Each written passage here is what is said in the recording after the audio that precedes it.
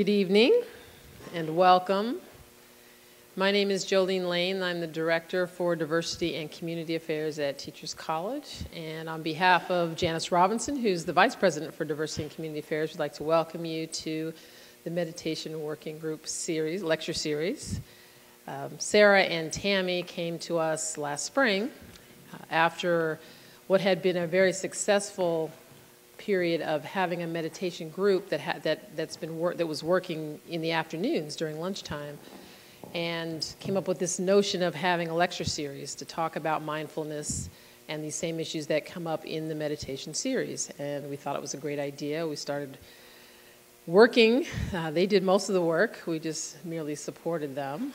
And I think this series is going to be something that we'll want to continue after this year. This is the second of 3 lectures, and the meditation group itself also continues in the afternoons on Thursdays, I think, and Monday evenings. Okay, Wednesdays and Fridays in the afternoon, Monday evenings. So that information is in your program as well. So without further ado, I'm going to introduce Sarah so she can introduce the program. I want to thank you again for coming, and hope we'll see you again in the spring. Sarah.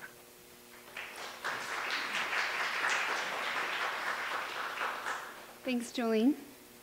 Welcome, and thank you for coming on a Monday. It's quite courageous of you, but seriously, it indicates your interest in the topic. This evening, we have the second lecture, as Jolene mentioned, for our Mindfulness and Education lecture and workshop series. As Jolene mentioned, the lecture has been organized by the Mindfulness and Education Working Group. We are a team of faculty, students, staff, and alumni dedicated to exploring how mindfulness can contribute to the health, well-being, and resilience of individuals learning, working, and teaching in educational context. The working group holds different kinds of events throughout the year. We have the meditation group. This past summer, we had a retreat, and we have this lecture series. Our goal for tonight is to continue this discussion on mindfulness and education. We like to showcase the work and experiences of some of our current leaders in this emerging field.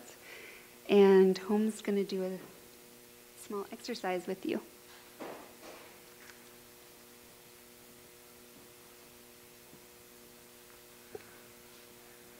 So now I have the pleasure of just getting you settled into this space and welcome you arriving in the space.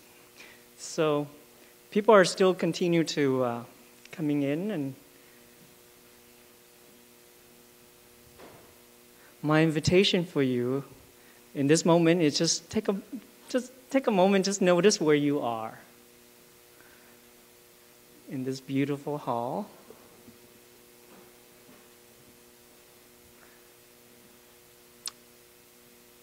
And also notice who are around you. Just look around and look at all the beautiful faces. And if you move to smile, it's okay to smile.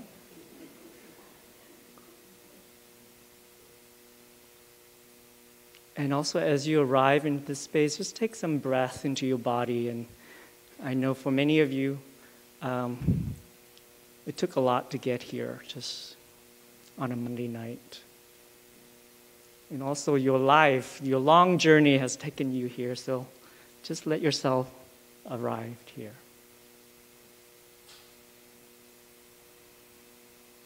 And just simply feel your body sitting on the chair, your feet on the ground.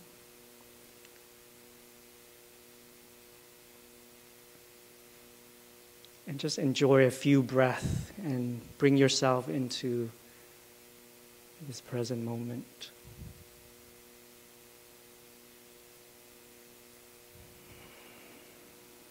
So as you breathe in, you're aware that you're breathing in. And as you breathe out, you're aware you're breathing out.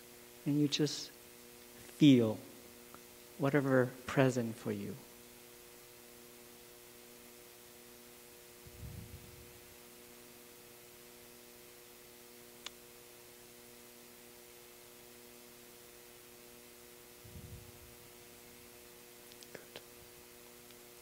So continue to stay with your breath and the awareness of where you are, and know that whatever after this will come. So stay in the present and enjoy this evening. Thank you.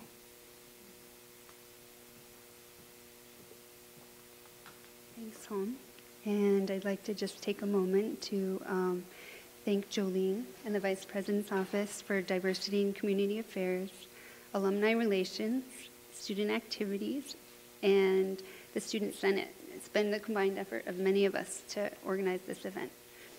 And without further ado, here are our speakers, Susan Kaiser Greenland and Dr. Suzi Tortora. Susan is a recovering lawyer who developed the Inner Kids Mindful Awareness Program for children, teens, and their families. She is author of The Mindful Child, How to Help Your Kid Manage Stress and Become Happier, Kinder, and More Compassionate. She teaches children, parents, professionals around the world, and consults with various organizations on teaching mindful awareness in age-appropriate and secular manner.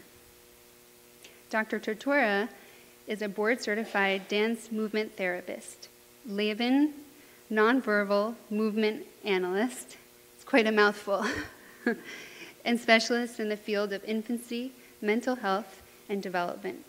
She has been featured on Good Morning America, Eyewitness, 5 O'Clock News, WABC TV, and numerous books and magazines. She has published numerous papers and has authored a book titled The Dancing Dialogue, Using the Communicative Power of Movement with Young Children. Thank you so much.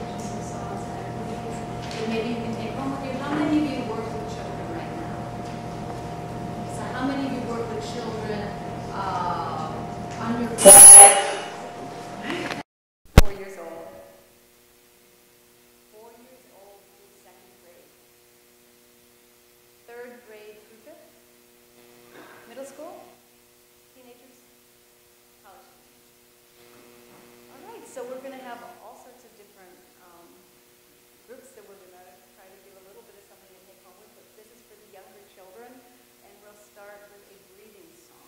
Okay, so it goes like this, and we have hand motions to go with it, and Suzi and I have worked together for many years and have developed different movement activities to go with the different mindful things. This is the breathing movement. It's the breathing. We're going to start singing just in our regular indoor voice. So that means our hand motions will be just like your hand motions would normally be. Breathe in, breathe out, breathe in, love, breathe in, breathe out, breathe in, breathe out. Now we're going to sing it 3 times, one quietly, one loudly, and one in between, and Suzi's going to explain the movement piece to that. So what I teach children to do is to match the quality of their sound with the quality of their movement. So when we're singing it very small, when we're singing it very low, we're moving very small. When we're singing it big, we're making our chest as big and really taking up space. And then from those comparisons of big and small, or loud, soft, and loud, we then get to that middle place, feeling that middle ground. So what order do you want to do? Usually I start with that, working with children, and they come in and they're kind of bouncing off the wall. So you start loud and large because you want to help match where they're at. And then from that place you can start to bring them back down. It's very hard to get children that are boisterous and feeling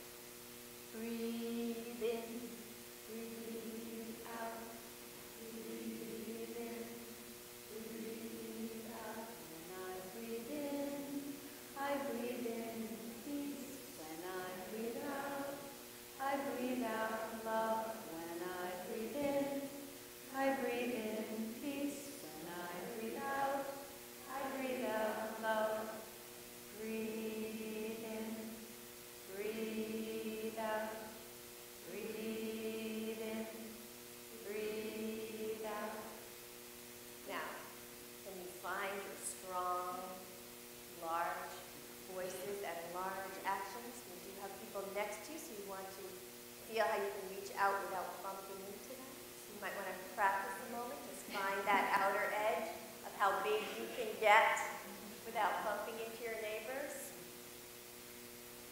Ready? When I breathe in, I breathe in peace. When I breathe out, I breathe out love. When I breathe in, I breathe in peace. When I breathe out, I breathe out love. Breathe in, breathe out, breathe in, breathe out. Great. Very good job. And notice how your body feels now compared to when you did the first activity. And notice which might match where you feel you are right at this moment. I feel like I have much more energy after the loud singing. And I have to apologize to Pamela Siegel. Some of you may have known her from Open Circle. She actually taught me that song. And the way we do it with kids, we completely butcher it. But she sings it beautifully. She has a beautiful jazz voice, and she sings it beautifully, and she taught us that song. So now let's find that in-between place for being really contained and being really open. Where is that space in between? Ready? When I breathe in, I breathe in peace. When I breathe out, I breathe out love. When I breathe in, I breathe in peace. When I breathe out, I breathe out love. Breathe in, breathe out, breathe in, breathe out. And you could spend the whole lesson, several weeks of this lesson with children, right? Getting them to understand these different variations and matching their tone and their body attitude. So that's the fun part. I also wanted to thank Sarah and Tammy for bringing us here. Sarah has been in touch with us by email for quite some time, and we've been so impressed with her organization skills and her diligence and her commitment.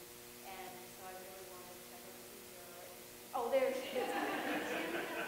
Oh, and Tammy was fantastic too. All right, but it's so great to see you and what you've accomplished. And when I met Sarah, the club hadn't even, the faculty-sponsored club hadn't even formed yet. So what they've done, even beyond this lecture series, is really quite impressive.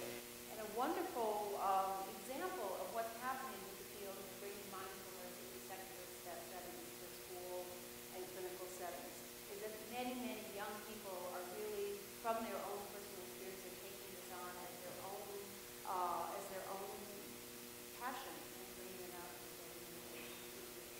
So thank you. And also, we're bi-coastal, but very good old friends, so I Yeah, we should probably explain that a little bit. So we both have the name Susan, which seems to be the case with many people born in the 50s these days. It seems like every email string I'm on now is several Susans or Suzis or Sues. But Susie and I met when Susie was my daughter's dance teacher in Gary, New York. And I don't know whether I should embarrass my daughter, who happens to be here right now. She's a student here at Columbia. So that's where we met, and we became fast friends. And at that time, I was practicing law, but I was an early meditator. And then as time passed, and I got more and more involved in mindfulness with kids, the obvious overlap, the obvious places of intersection between her work and mindfulness work were just wonderful opportunities to collaborate. And that's really what you'll see today, the two different ways that we have grown up in this work. And I do need to say one more thing, which is my doctorate is from here, Teachers College in the Early Childhood Program, and I'm from my program OACC, which is what my dissertation was here. So any of you that are students here, you're getting a great education, and it has enlarged my whole career. So I'm happy to be back as an alumna. So I'm looking for the paper, but I think we can probably go like this. It's here. One of the things we wanted to start with is just talking about what mindfulness is, which is really important because I don't know about you, but it seems like mindfulness has become very popular. We open up every magazine and there's mindfulness and mindful that and mindful the other thing.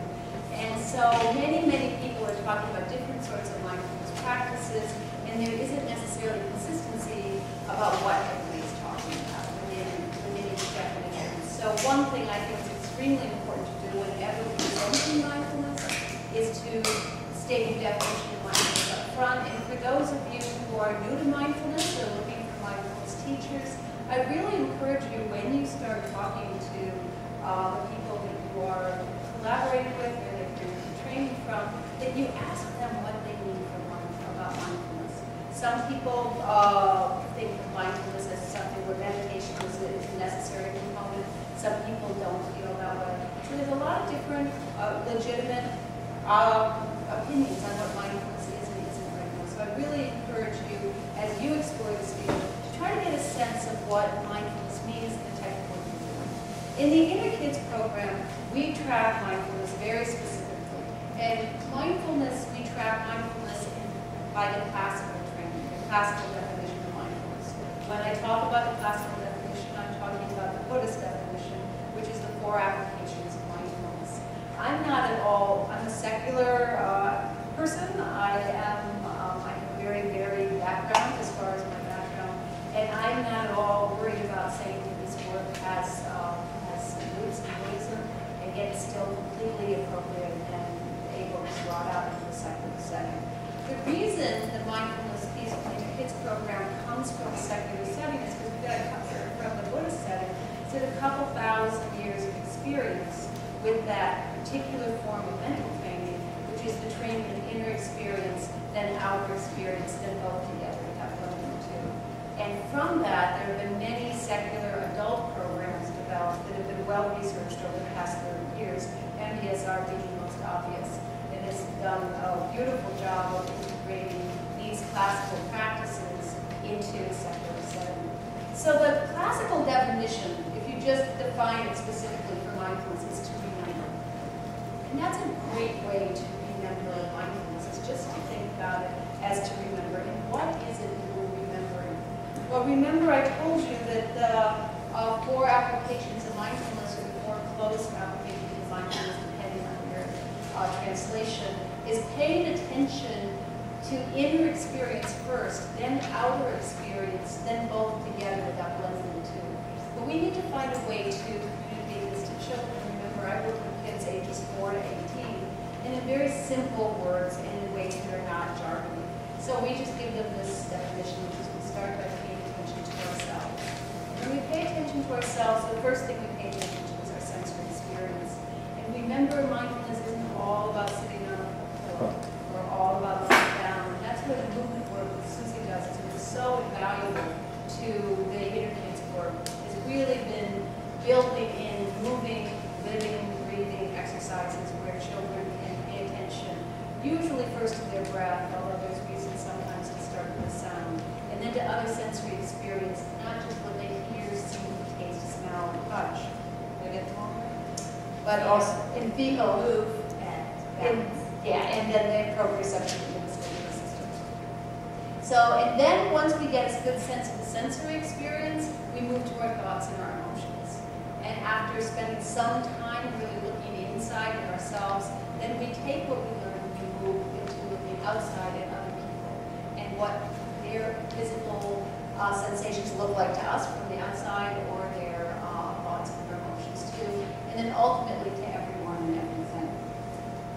So for adults, we talk about mindfulness a little bit differently. We talk about it as a way of looking. It's a way of looking at experience. And the way we look at experiences with refined attention, developed attention skills, balance, emotional balance, and compassion. And what happens when we start looking at the world in that way, with attention, balance, and compassion, is we tend to be in the world in a different way. And this is actually quite true with children and adults. People will say, how do you know if mindfulness is working? How do you know if the kids are being more mindful? You really start to see changes or subtle shifts in their actions and relationships. So we start by looking at the world with attention, balance, and compassion, and it tends to translate into being in the world in a different way. And we call that love with legs. We call it taking what you learn from looking inside out into the world. So now, Suzi was going to talk about ways of seeing. So in my program, Ways of Seeing, some of you might know this photograph. This person, he's a yoga teacher, but he at one point had little children and they were in my class. I come from what's called the dance movement psychotherapy background. It's really looking at the mind, body, and emotions as a continuum, and you can enter into becoming aware of paying attention through what you're thinking, through how you're feeling emotionally or how you're feeling on a body level. And so when I work with children and parents of children, I'm trying to help them all start to tune into these more felt sense experiences or the embodiment, embodied experience. And I teach parents to tune into the nonverbal cues and the nonverbal ways of communicating with their children. I have programs that start from wellness all the way to therapeutic intervention.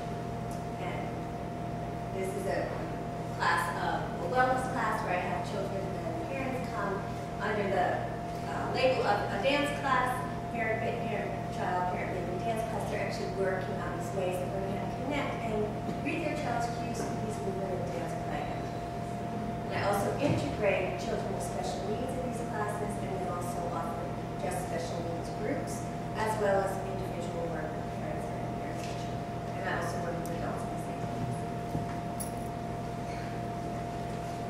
So the next thing we thought we'd do is take some time to practice. We had that beautiful practice at the beginning led as if we were adults, but we thought you might like to have a little meditation led as if we were younger children to give you a sense of what that sounds like. And of course, the first thing we do is we have to develop or sit in our posture, what our posture is. So Susie's going to start, and then I'll pick it up from there. So one of the ways I have children tune into their posture is I talk to them about pretending they have a zipper in the front of their body and in their back of their body. So you can scoot a little bit to the edge of your chair. And I'll sit down so you can see this with me.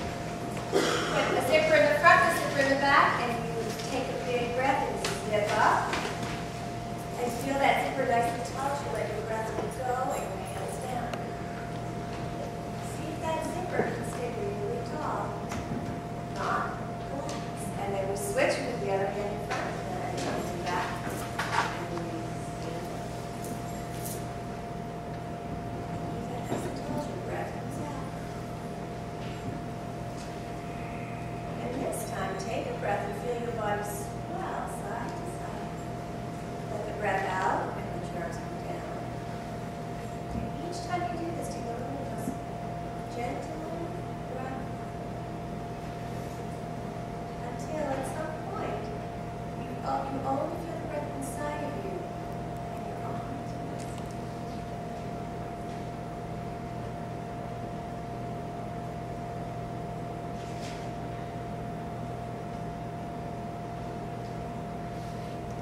Feel that ebb and flow of your breath.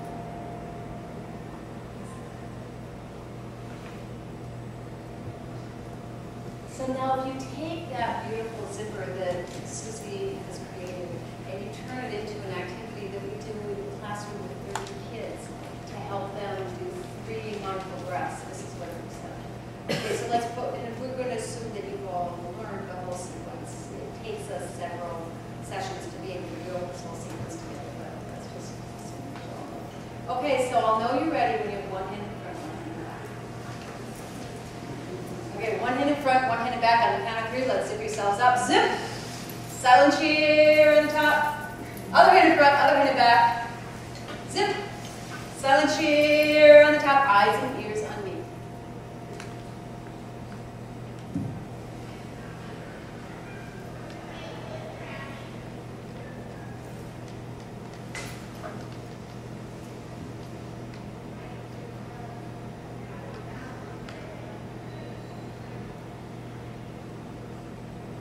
Now we're ready to learn.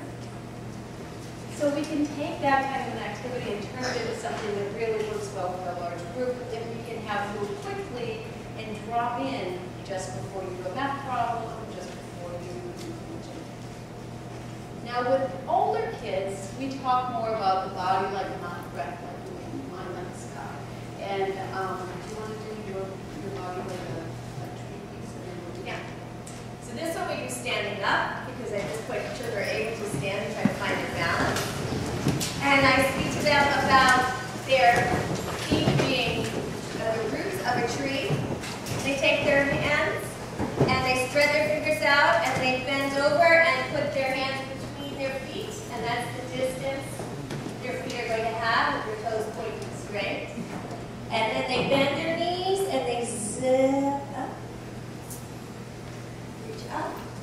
that nice and tall. Zip up again. And this time we scoop one hand up on the right side and fold. And then scoop and fold.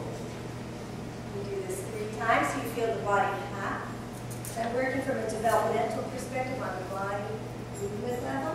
One more time, up. And fold. One more time, up.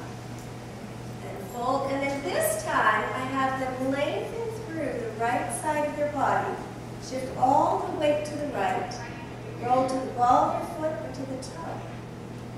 And then, over time, big lift and go straight ahead. Lifting the knee. Just keep your focus straight. Keep all your weight on the right side so that lengthening through your right side. And then you bring it down. Swoop. Switch. To the other side. Feel all of your weight shift from the weight equally onto your feet. Shift it to the right. And now this is the branches of the trees and the roots of the trees down through that leg. And this other foot goes to the ball, to the toe. And your whole, the branches are lifting up. The leaves are looking forward. You can stay, quite stay. But then, from this activity, I let each child come up with their own balancing pose. And they get to teach, so come on up for a minute. And this is where they have to now start to pay attention to others. And you make up some way to balance and show us. And it doesn't, yep, exactly, it doesn't have to be. And then you will instruct us about how we do it. So you start with our feet together and talk us through. Start with your feet together. Put your arms like this, like a little rock. Right. And then you lean over to your right side. Until your feet still planted on the floor. And then you smile. Good. So you're starting to pay attention to each other, you're starting to pay attention to yourself, because you have to find the words and the movements to know what you're doing so you can share. That's great. See? I love Nice touch. Okay, so now I'll show you a little bit. We divide like a mountain with the older kids. The older kids still being elementary school and on top. So we talk about how we sit up strong and steady and tall like a mountain. And we talk about how the mountain, if there's rain, does the mountain just all crumble down and wash away? And they'll say no. If it's windy, does the mountain roll over? It doesn't. So when we're like mountains, we stay strong and stable, just like this. Not stiff, but strong and stable. Then we talk about sometimes we have a lot of emotions in our minds that can be a little bit like the wind and the rain, but we still can stay strong and steady in our mountain bodies, the emotions in our mind. Now, how about our breath like the wind? So we talk about the breath like the wind, and we say, do you change the wind in any way? Do you try to grab it? Do you try to make it longer or deeper or wider or anything like that? We say, no, you just feel the wind. It's the same thing we do with the breath. We feel our breath as it is. It isn't the old and just now. We feel it without changing it in any way. Just feel it coming in and out. And then as we feel it, we notice what happens. And then what does the mind of the sky do? We talk about how the clouds in the sky can be like thoughts and emotions. And do we get up there and grab those clouds and send them away? Do we try to get rid of those clouds? No, we don't try to get rid of those clouds. We just watch them. We just watch them and we notice them and we watch them go by. And we see how by just watching them with some curiosity and a sense of humor, they can change on their own. So that's how we talk to the kids about meditation concepts, which can be fairly complex, but by really couching it in terms of what you feel. Are you feeling your breathing? I know the classic meditation concept for adults is usually observe your breath or notice your breath. Well, for the kids, it's easier just to say, just feel your breath. Try to get out of that thinking frame of mind more into the feeling frame of mind, more the sensory mind. So we're feeling the breathing. We're not changing the breathing in any way, just like we don't change the wind, we don't change our breath. And if thoughts and emotions come up, which they sky with a sense of humor and with a perspective, an open-minded perspective, and watch the film and watch the film. So how about if we just sit here for just a minute or two and try that ourselves. We're going to just sit for 1 minute, just feeling the palms of feet on the floor, with your eyes looking downward, relaxing your shoulders. Breathing in, your belly goes up. Breathe out, it ends. See if you can notice the moment you feel the breath going through the tip of your nose. Just to the end of the inhale. And relax on the exhale. Concentrate on the feeling on the inhale. Relax on the exhale. One more time. Feel in the inhale. Relax on the exhale. That's it. That's simple. Short time, many times with kids. There's a wonderful, wonderful young Tibetan monk called finger rinpoche who teaches that. Short time, many times. You don't do long periods of breath awareness or quiet. Short time, many times dropped into what all you're doing is the tick. Now, how many of you had your mind look like that when you meditated, or does that happen to you when you meditate for a long period of time? It certainly happens to me plenty, and I don't know if it happens to you. But if it does happen to you, then you're really in good company because it happens to most of us. So how do we talk to kids a little bit more about how what we're trying to do with mindfulness is really give them a life skill where when their mind feels like that, they can calm and they can concentrate. And this is one of the things we do to show them. We talk to them about how your mind, when it's calm, like your body when it's calm, is clear like that. And we ask them if they can see through the water to the other side, and they'll say yes. And then you can do this at home, and you can do this with your kids, and just have a box of baking soda ready. And then talk about how that baking soda is a little bit like thoughts or emotions, and how it can really cloud your mind. So when it's in that water, you still see through the other side. But if you stop and you feel your breathing, just feeling your breathing, you'll start to feel a little calmer. And all those thoughts or emotions or the stress and strain of daily life will settle down to the bottom. And you can see through the other side. Now I've got a question for you. Did that baking soda go away? And the kids will say no. Baking soda didn't go away. And that's absolutely right. I wish I could tell you that mindfulness would take away all the stress and strain of daily life. But it doesn't actually take it away, but it gives us a skill. It gives us a life skill where we can manage it. It lets the stress settle to the bottom. It's still there. We still have to make healthy choices around how to manage it, but we can see more clearly now. And we can see and make choices that are in our own best interest and the best interest of other people involved.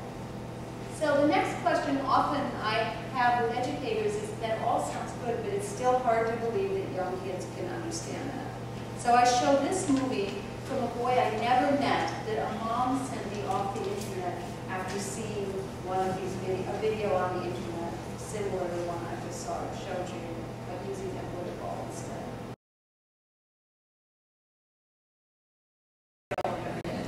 I want to really show a more accurate portrayal of what mindfulness really looks like. So you remember I said that the Inner Kids program follows classical training, whereas the inner experience, outer experience are both together without blending the two. Well, there are three pieces into attention as the concentration, emotional balance as the wisdom, and compassion as an service act that you take out into the world with you as the ethics piece. So that's how we've secularized that classical training. It's very interesting. I just came back from the Garrison Institute where there was a weekend conference with social emotional learning people and mindfulness people. And I was reminded of the first Garrison Institute conference, which was many years ago now, I don't even remember how many, where the social emotional learning people put on the board what their basic mapping was. And it was exactly the same as classical training. It was awareness of inner experience, outer experience, and then taking it out into the world. So it's interesting how many different areas overlap. And the same is true with dance therapy. There's so much commonality. So that's why we wanted to go through these three pieces, attention, balance, and compassion, and just offer ways that it really related So from a dance therapy perspective, I talk about helping children tune into their sensational voice. Sensation meaning the 7 senses. Smell, taste, touch, etc. Proprioception and stimulation. Proprioception is about your body map, knowing where your body is in space, and the vestibular system helps you move your body through space. It's also involved with balance and visual motor control. That's the short definition of those things. So one of the things I created is something called the speed spiral, which you see right there, and I have a copy of one here. And what I talk about is that I just call it the speed spiral, and that sometimes we move slow, sometimes we move medium speed, fast, and super fast. At the very tip of super fast is out of control. At the very tip of slow is calm and centered. And this is a 3-year-old child who has lots of issues with attention and Asperger's syndrome, some other diagnoses he's been given through his early life. And I'm talking how to work with this speed spiral, just made it very concrete, because the first thing you have to do is tune in on a very physical and body level. When you can get organized and regulated on a body level, you then are open to be able to think about others and take into consideration what's happening outside of self. And then in that place, you then go to the 3rd level, which is creating informal relationships. So again, very compatible with the things Susan's speaking about. So I worked with this child with this for quite a while, for probably about 2 or 3 months, and one day he came in and said, Susie, I made my own speed spiral. And so you're going to see him showing me and discussing his speed spiral. We move on. Auditory, so this multi-sensory dynamics that I'm using here enabled him to internalize the sensation. And now he comes in and just tells me what speed he is in, and he tells me we don't even have to do the whole spiral, because watch. A pink, orange,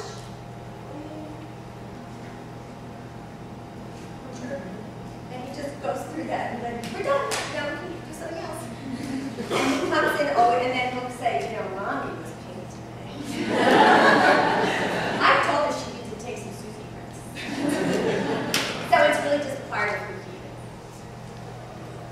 So what's fantastic about that is that we're talking about trying to show you the overlap between the different disciplines or areas of work. From a mindfulness perspective, that's a brilliant exercise. Because if you think of mindfulness as really just bringing awareness to what's happening now, right? Isn't that for adults or for children? It's really about bringing awareness of what's happening now.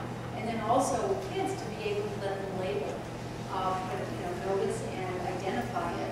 The speed spiral is letting those children, Susan's working with this one in particular, really label exactly what's happening in their body right now and in their mind and the affect and of other people. So it's a brilliant mindfulness piece. And it's very concrete for this age group. And now I use it actually all the way up through the age ranges. Even adults find it useful. Because again, it's concrete and metaphoric at the same time. So I wanted to just show you an attention exercise we use because it's movement related. It's just to give you a sense of how all of mindfulness doesn't need to be sitting still. And that you can train attention sitting, lying down, moving. And let's try like we always do. A little bit more about the attention piece though before moving on to balance. Is that the attention piece is largely trained in mindfulness to start with sensory experience. By really paying attention to the sensation of breathing, the sensation of moving, the sensation of what you're hearing, what you're touching, what you're smelling, what you're tasting. So there's a lot of different activities that are very specific for training attention. You're paying attention to one thing and nothing else, so that's what concentration. There are other types of mindfulness activities that train different types of attention. We train more wide open receptive attention, and we also train executive functioning, with planning and organization, and that's where the self-regulation comes in. So moving through these slides quickly because we want to have some time at the end of this period. So the next piece is balance, and balance is really what we're talking about a little bit before we get involved from a mindfulness perspective. It's really training the kids ways and giving them specific life skills that can help them see their experience clearly inside and out, even when it's emotionally charged. So we're not expecting every time they practice mindfulness for them to be calm and quiet, but what we're hoping is that they can recognize what their inner and outer experience is. And if it is emotionally charged, it doesn't necessarily get rid of that charge. Remember that glitter didn't go away from the bottom of the glitter ball. But what what it does do is it gives the kids the opportunity to be able to notice when they're feeling strong emotion. But one thing that's very important to remember that the classical training is clear about is that emotional regulation, a lot of people are interested in mindfulness for emotional regulation. There are a lot of practices that help with emotional regulation. But the classical training is taught sequentially for a reason. You need to have the strong and stable attention skills in order to regulate the emotions. So one of the more interesting things that happens with the older kids, and I wanted to give you some choices or some things to watch from the different ages kids, is what happens when the kids start to recognize that they have a sensation. They can have a physical sensation, but then they have a reaction to it. And can you find that about to moment, that moment where you are about to do something, you're about to say something, or you're about to act in some way, and just be able to put a little pause in there, whether it's a breath, whether it's just taking a little time out, walk away, whatever it is, but help finding ways to help kids identify the about to moment before they speak or act, so that they can make a skillful choice. And one of the activities we use is an activity that I actually learned in my Lamaze class. I've been told lately that they don't do this anymore in Lamaze, but they did when I was having a baby. And some of you mothers, my grandparents. Now just notice when you're getting ready to put it in your hand, do you know? Love it. They'll ask you to do the ice. This is a group I do with 2 children and their third child joined. These children are preteens, and they are in typical classrooms. They do have some special needs, not anything that's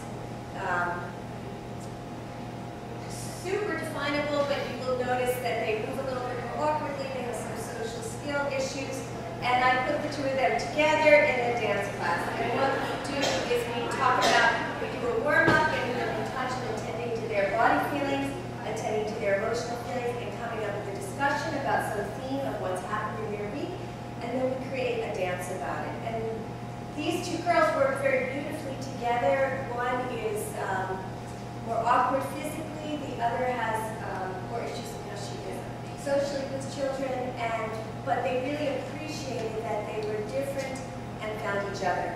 And in the process of working together, I have a third child who has more severe delays and no communication at all, but is the same age, and her mom wanted a dance class for her as well. So I talked to the 2 of them about who they welcome this child in.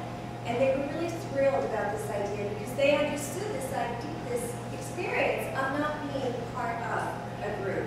And so what you're going to see here is a dance they created, and the words that I'm saying about the dance are the kind of poem story that they created about their own experience of being kind of ostracized and not part of a group. And then there's the second part to this dance, which is their anticipation of bringing in yet a new girl who maybe had some similar experiences. And they represent her through a fairy doll that we have as far. Quickly, so we have some time for questions. The ABCs. So we started with patient, we moved to balance, and the last one is compassion. So Suzi's first going to take the story that she just showed one step further than another video. So that is the girl that they were getting ready to learn, preparing to include in their class, and we worked on that for about a month or so. So I really wanted to help them understand that what it was like to now add another member from this group that had been just a dyad. And this is just a tiny clip. I took a lot of video of them working together, but this is a finger spiral meditation. I forget what it's called. Do you know when you're levels, yes. That they're working on together, and they're helping her do it. And it's just a tiny clip, but you can just get a feeling of how they're able to really help her and see her as just another friend, just like her.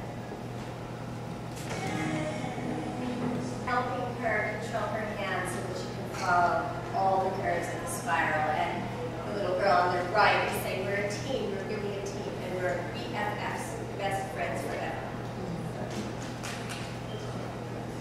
Oh, did they choose the music? And that's the version of Justin Bieber's song, Pray. But it's all about not being able to sleep because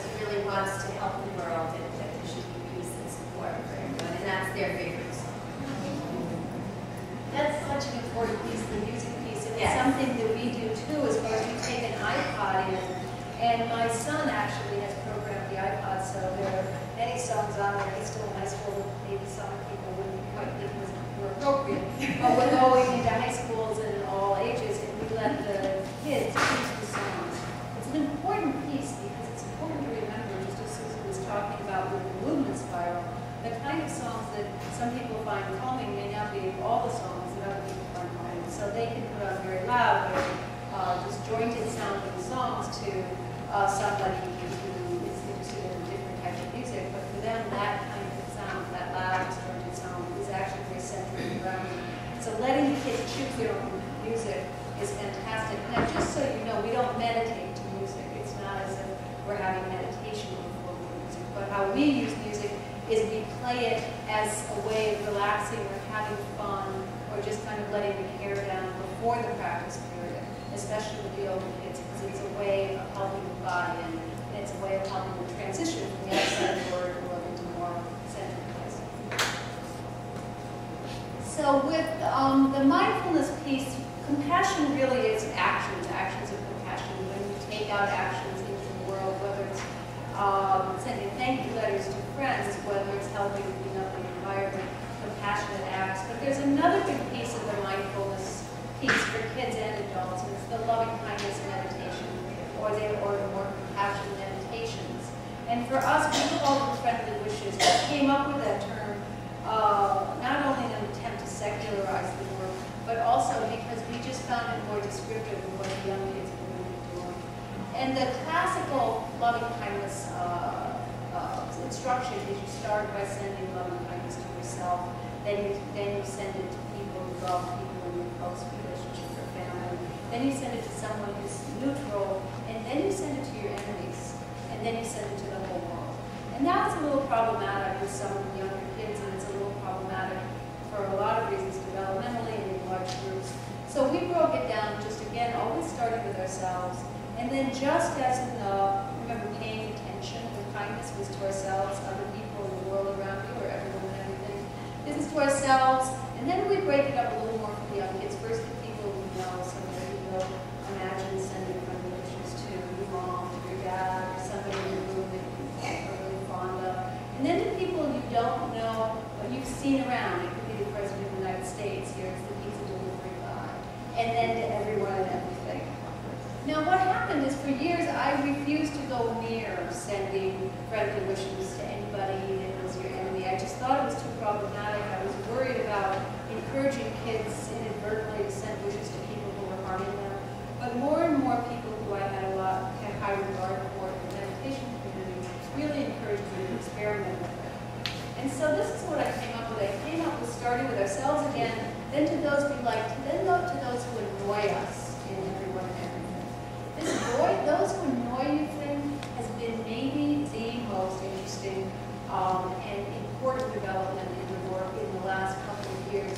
Because if you frame it, many of the kids who I work with, they come to me because they're having sibling problems or there's some problem at home. And if you can frame it that sometimes the people you love the most love you the most. It doesn't mean you don't love them. Sometimes they get on your nerves. And by framing it like that, and then just shifting from you always notice the feeling, and then shifting to imagining that person being happy, that shift can make a big change in perception. One really important thing to always remember though when we send friendly wishes meditations, just because it's got to be reinforced with kids over and over again.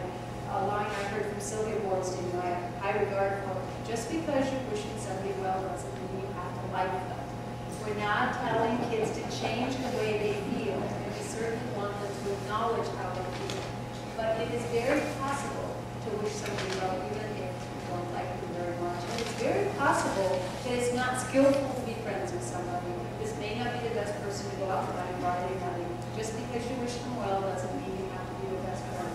But we can still wish them well. One thing I want to say about the annoying part too is when I've had these discussions with children and children with their parents, it's been able to develop even to times when they have been annoying themselves to someone else. So that when they are able to identify someone that they love as annoying to them, they've been able to then think about an event or a time that they did something that perhaps caused some of that similar feeling in someone else. So again, we're going from that place of self to other to being able to reflect on others.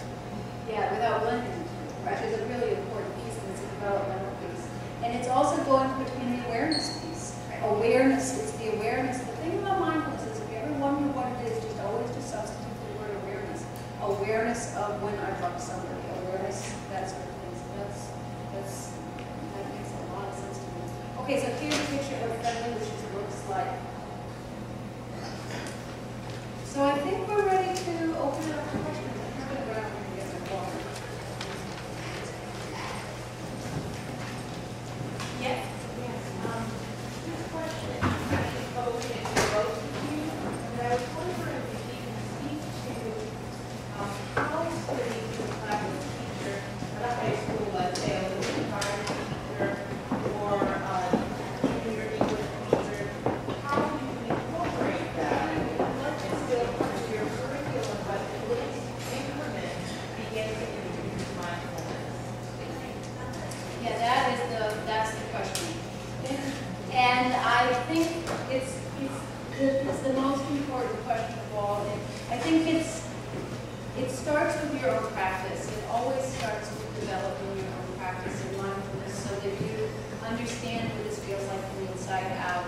And then the activities really don't need to take more than 3 or 4 minutes or 5 minutes. So learning to integrate them into what you're already doing. So when I work with teachers, that's always the first question. What are you already doing that might be mindful? Because there's a lot that teachers are already doing that really does train this idea of attention, balance, and compassion and awareness in the same way that mindfulness does. So first taking a look at what you're already doing that might also already be mindful, and then being able to put that in those places into play in a curriculum that teaches in the sequence that the mindfulness training goes in. Because remember, it's taught in that sequence so you get strong attentional skills first before moving forward.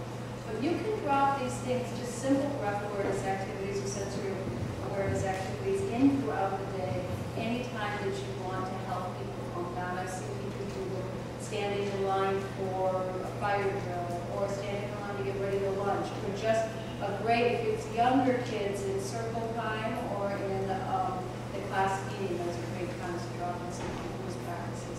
For the older kids, just when things start to get a little bit raucous, it's a good time to drop in. So those are times that you can use in transitions, and great times to just integrate them into what you're already doing. I'm curious if you know of any high schools where the entire school has a focus of mindfulness. I know of a middle school. Oh, I'm sorry. The question was, are there any high schools where there's the entire focus is mindfulness? There's a Blue Group school here in New York. I know Dan Siegel goes there, but I don't know the age group. I just came from a middle school in Nashville, University School in Nashville. For 2 or 3 years, their entire middle school was focused on mindfulness. As far as a high school, I can't think of one off the top of my head, but I know of many high schools where people have gone in and taught mindfulness or are teaching mindfulness to teachers. David, do you know of anything? Yeah, this is David Forbes. He's a CUNY. He has done high school mindfulness with boys and school counseling. With the older children, one of the ways I work with this concept is I have them think about thoughts and images, their body sensations, and their emotions. I just break it down into those 3 categories, and have them just keep a little journal and just jot it down. So when something's coming up, what's going on in your mind in regards to an image or a thought? What's your body sensation? Are you holding your breath? Are you tight? Are you numb? Are you suddenly tired, for example? And what emotion is coming up? Because they're happening all at the same time, but it's helpful to categorize them to start to build that better awareness. Hi, guys.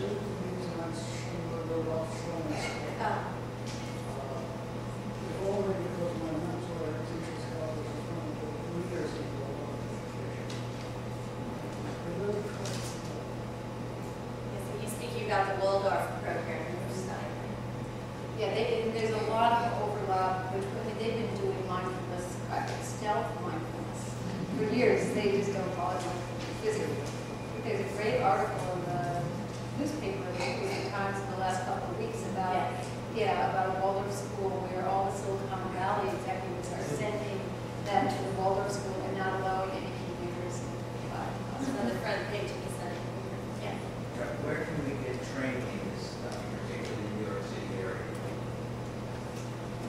Where can we get training, especially in the New York City area? Well, I think coming here to Teachers College, you have open groups, don't you? Or you?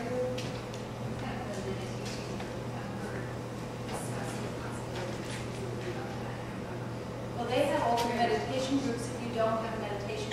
Remember, it's always best to start with your own practice. In New York City, I mean, people come in and out of training programs, but I don't know of any particular. Yeah, but that's a CARE is a great program that the Garrison Institute does. It's a program for teachers. It's largely a self-care program, and it's also affiliated with Penn. It doesn't have direct work for kids, but it's also a good place to start. And then once you get hooked into the Garrison Institute, they are very hooked in. I just came back from a conference. They're very hooked into the different places that are training. And in my particular program, I teach at the new school. I do guest teaching here, and I also do a weekend program at the 96 Street Block.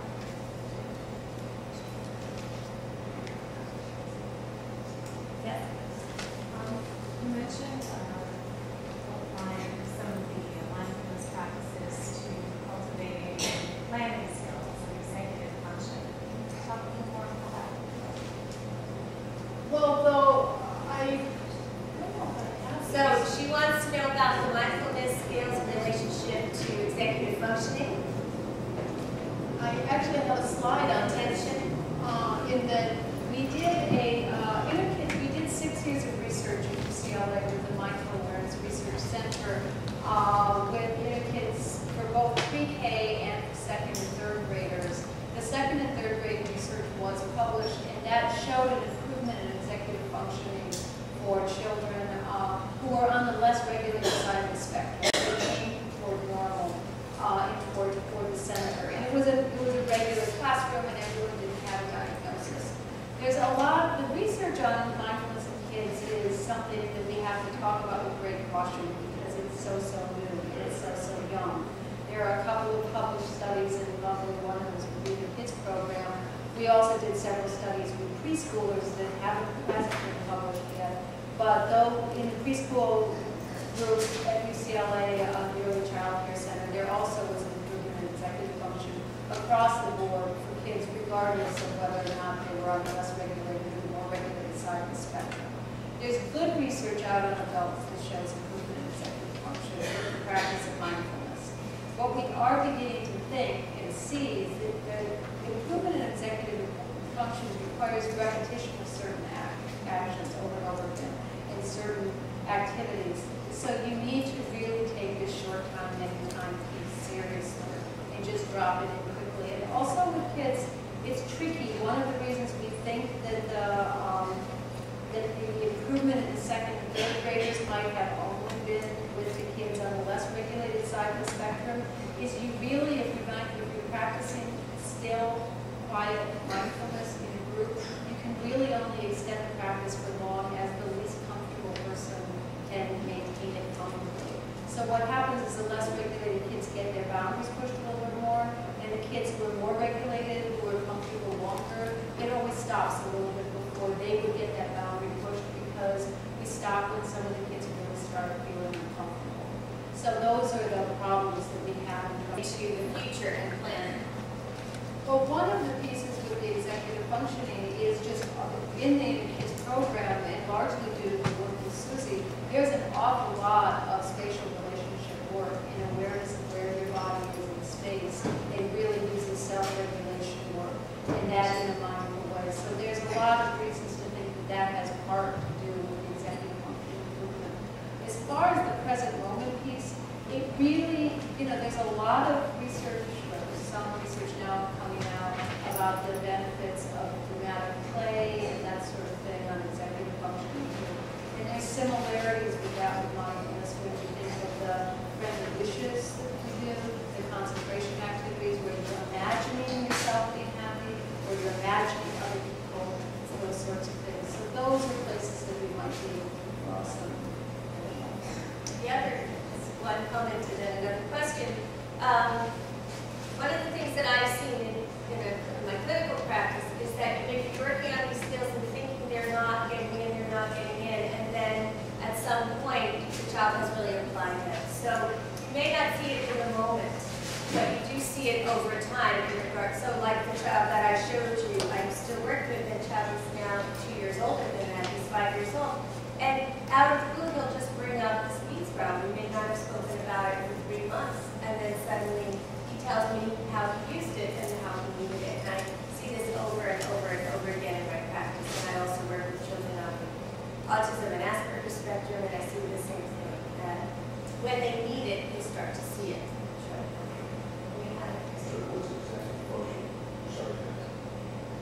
What is executive functioning? It's planning, it's the ability to plan and organize. It also, it's not just planning and organize what you're going to do in your backpack, it's also planning and organizing where it happens at the school. It also is about inhibition, being able to self-regulation, being able to not do something. So when we talk about that about to moment, learning to recognize that about to moment, rest in it, and use that moment as an opportunity to choose what you want to do next, that would be inhibition, inhibiting yourself. And a quick way to think about it is that it helps with impulse control. Someone with difficult executive functioning skills does not necessarily control their impulses. They take action before they're really contemplating the results of that action. Now, someone else had a question. Just to support you, Susie, what you were saying is answer her question. How do you see it in the future? As we were discussing earlier, I've done meditation of various natures with over 1,200 children in the city school system. I took an opportunity after 9/11 and I began my 6th grade class of what it's to think about. What I saw, one as a cluster teacher gets pushed into a level where the teachers go on crap. I introduced the meditation. I can't say I did it regularly every day because I see them once or twice a week. In 1 year, I had 550 students, all grades, kindergarten to 5th, and I did meditation all in various natures, music, sound, compassion, insight. And what I found after I was back in the classroom, the children would run up to me 2 or 3 years later, after saying 7 years more school. Kindergarten children came up to me 3 years later saying, Ms. Fiero, I still remember what you taught us with the breath and the relaxed body. They gave it its own name, Ms. Fiero's relaxed body. 5th graders would run up to me in the hallway and say, Ms. Fiero, my parents are fighting. I try to calm them down, otherwise I go in my room and I take the breath. I call it the big balloon belly breath, the teaching of breathing, as you use the terminology to make it effective. As a wellness practitioner, I'm certified in hypnosis and Reiki and energy work, so I combined the business aspect with academics. And I taught the children that in the future this gets put back into the business world when you go to work, you get stressed at work, or family life, and this meditation is going to work throughout your life. So to see these little babies, the kindergarten child, and no less a child that had 2 heart surgeries already, I was given the blessing of working with children with learning disabilities, emotional disabilities, as a cluster, we go into special needs classrooms and new teachers. So I was really blessed to see the difference in the children with child with autism. The work prior to the meditation changes drastically to after. And one autistic child started teasing me. And I thought this was normal. I didn't know much about autism. I did research afterwards. And the teacher said, no, he really likes you. You reached him. He is teasing you. You know, every week I go in and he would tease me. It's fearless, it's fearless. Okay, this is really cute. But it wasn't. The work that changed, you know, you have to start small. So, it was really sweet to know that this worked because I asked the paraprofessional working with him, did you draw that for him? Did you help him? He goes, no. His picture was clearer than other work harder.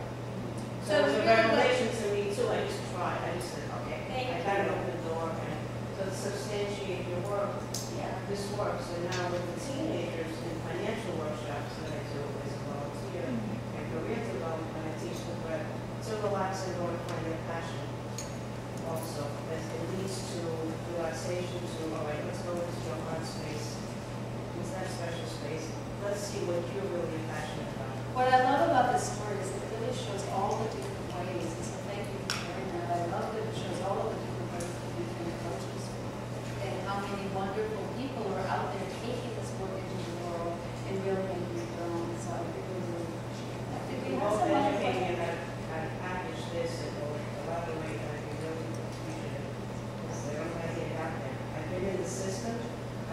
bring it out there and bring it to more around the Thank world.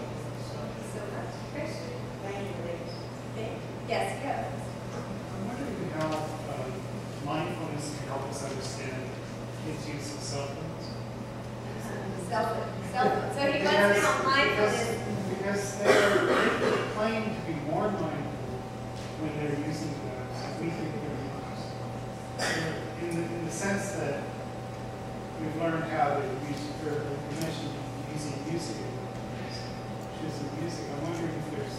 Well, there's actually a great program in London, here in the UK, called .B that has used cell phones brilliantly. It's more of a high school program or middle school program, but .B means a text for period B. And what they do is it's a regular mindfulness program that is taught in private schools in London. And I think it's basically being researched and funded out of Oxford. They're developing it there. And they use the text message. They teach them to dot each other during the school day. To just say stop and breathe, dot and stop and breathe.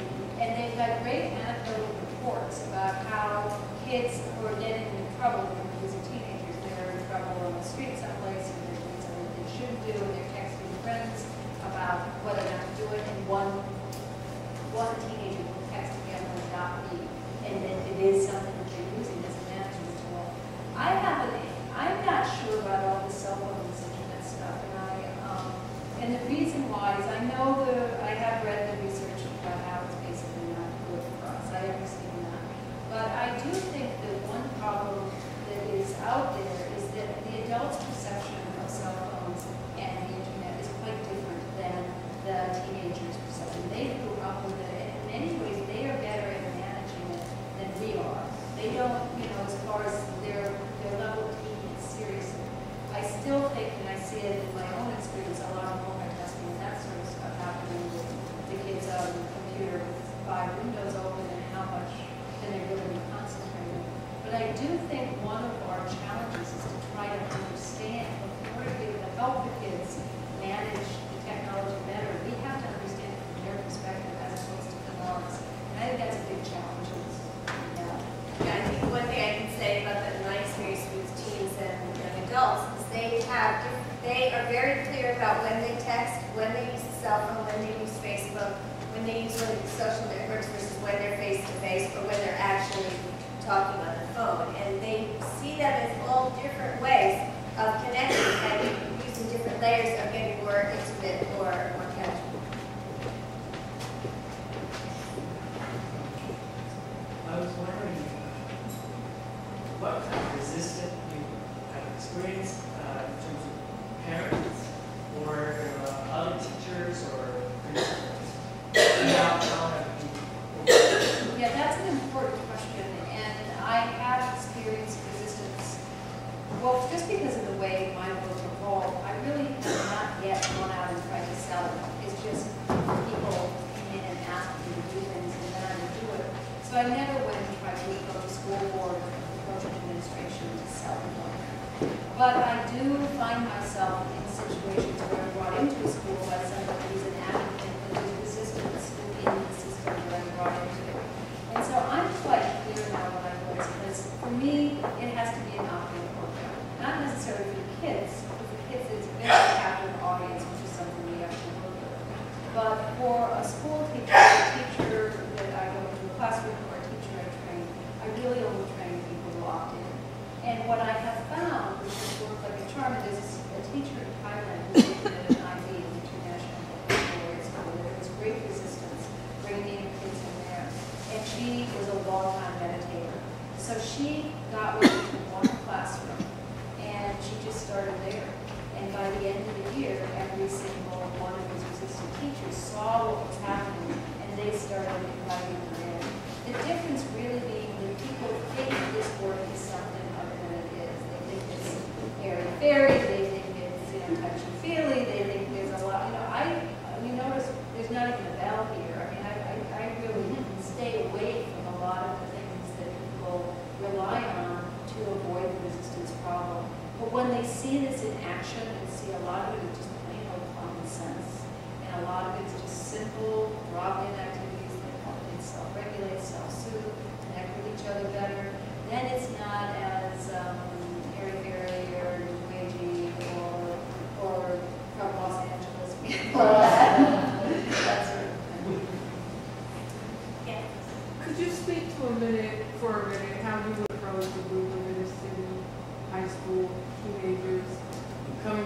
diverse backgrounds, situations, no support, to introduce this. I've had success on an individual basis, but I'm wondering how you would address the group, those dynamics that they arise. Yeah, a good starting place is to see if you can find a couple of people within that group who are likely to be group leaders, who are likely to be open to this idea. Because the thing with any group, whether it's an inner city or not, is you need to get buy-in from a couple of kids in that group in order to really go far. So trying to think of how to do that first. Bringing in the music, letting them play some music, letting them lie down. I always start, if you can find a safe place where they can lie down and get to a gymnasium, that's not possible. But if you can, that's always a good place, because if they're lying down and they go to sleep, that's fine with me. It probably means they need to sleep. And then you'll get a couple of people actually practicing and finding it relaxing, and then they'll start to talk about how they're using it. But in are you talking about an inner city classroom? And are you a classroom teacher? I'm a learning specialist, special education teacher, but I'm able to pull the individuals. Yeah. But I would love to go into the classroom, and even if it's just one classroom, and attend. But I know, I'm wondering how to, the buy-in from individuals. That I would really encourage you to connect with. One is Mindful Schools in Oakland. They've done a lot of work with open schools. And the other one is up near Oakland, too, called Mind Body Awareness Group. It's Chris McKenna. And Chris McKenna, and they know a lot of people here. There's also Noah Levine Sangha, Dharma Punks is in New York, and they're usually pretty connected with Mind Body Awareness Group. So if you could find a Dharma Punks group here, I'd connect with them because they've got a lot of really strong, talented young teachers that you might be able to connect with, and you might even be able to encourage one to come out and look at you. One thing I really encourage people in mindfulness is to team teach. You don't need to go in and do this alone. So if you're going into a therapeutic setting, bring in team up with a therapist, have a mindfulness person with a therapist. Go, really team up. And so I would, there's some really strong groups that have a lot of experience in the inner city now that are teaming